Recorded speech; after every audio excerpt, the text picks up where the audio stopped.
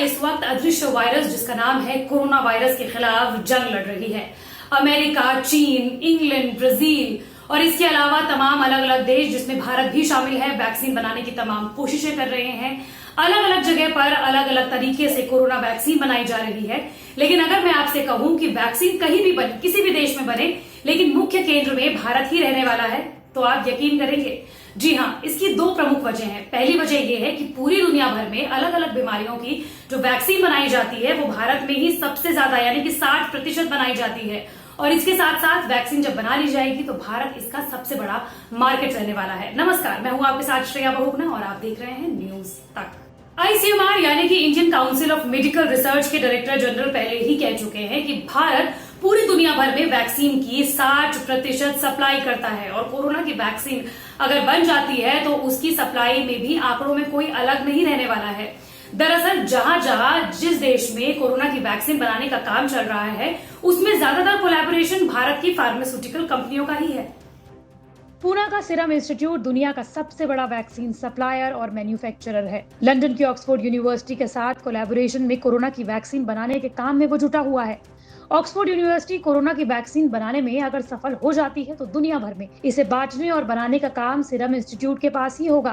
आपको ये भी बता दें कि ऑक्सफोर्ड की वैक्सीन अपने आखिरी फेज यानी कि फेज 3 में चल रही है। लांसेट जर्नल में छपी रिपोर्ट के मुताबिक फेज 1 के ट्रायल रिजल्ट सकारात्मक रहे हैं। सीरम इंस्टीट्यूट के अलावा भारत के कई फार्मास्यूटिकल और बायोटेक्नोलॉजी कंपनियां हैं जो अलग अलग देशों के साथ मिलकर वैक्सीन बनाने का काम कर रही हैं। हैदराबाद की भारत बायोटेक खुद एक वैक्सीन बना रही है जिसका ट्रायल देश में ही चल रहा है। पनाशिया बायोटेक, शांता बायोटेक, बायोलॉजिकल ई लिमिटेड कुछ बड़े प्लेयर्स हैं जो वैक्सीन या तो बना रहे हैं या वैक्सीन बनाने वाले देशों या कंपनियों के साथ मिलकर काम कर रहे हैं।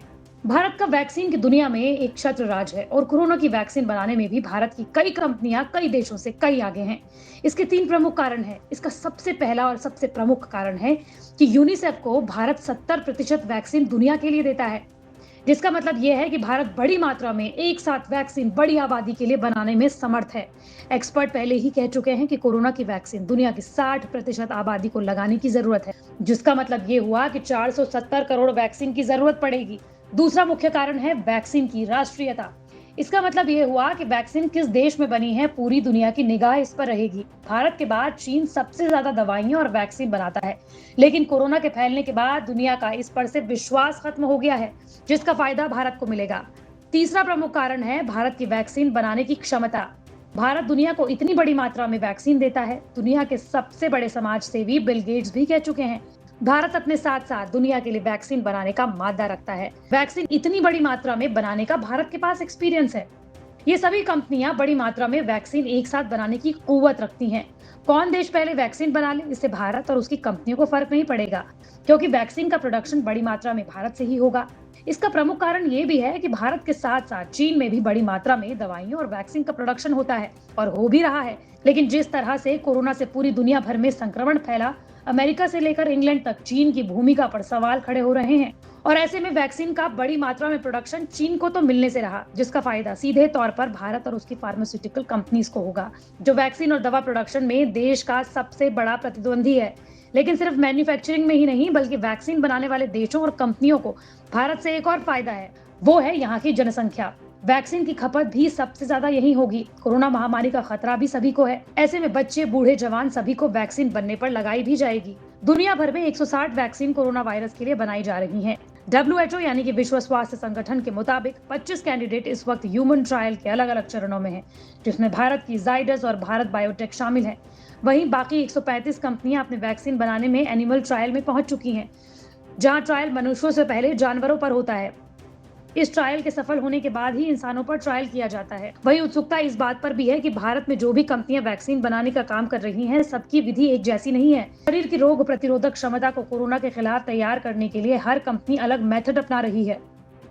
पूना के जेनेवा बायो फार्मास्यूटिकल कंपनी अक्टूबर से ह्यूमन ट्रायल शुरू करेगी। हालांकि दुनिया की बाकी वैक्सीन बनाने वाली इंस्टीट्यूट अपने एडवांस स्टेज पर पहुंच चुके हैं, लेकिन जेनेवा कंपनी की वैक्सीन शरीर की प्रतिरक्षा प्रणाली पर अलग तरीके से काम करेगी। इसी तरह से हैदराबाद की जाइडस का वैक्सीन बनाने का तरीका भी अलग है। लेकिन ये सभी कंपनियां रेस में कई देशों से आगे हैं। दुनिया भर में 1.5 करोड़ से ज्यादा लोग कोरोना से संक्रमित हो चुके हैं और 6 लाख से ज्यादा लोग इससे अपनी जान गंवा चुके हैं। हालांकि अब तक कोरोना की वैक्सीन नहीं बनाई गई है। तो देखा आपने जिस तरह से भारत की फार्मास्यूटिकल कंपनियां इतने साल से पूरी दुनिया भर के लिए इतनी बड़ी मात्रा में वैक्सीन बना रही थी। वैक्सीन अगर कोरोना की बन जाती है तो इसका सबसे बड़ा फायदा भी भारत की इन्हीं फार्मास्यूटिकल कंपनीज और भारत को हो सकता है। मंडे टू फ्राइडे में इस तरह की वीडियो आप तक लाती रहूंगी। अगर आप भी किसी टॉपिक के बारे में जानना चाहते हैं तो कमेंट बॉक्स पर जरूर बताएं।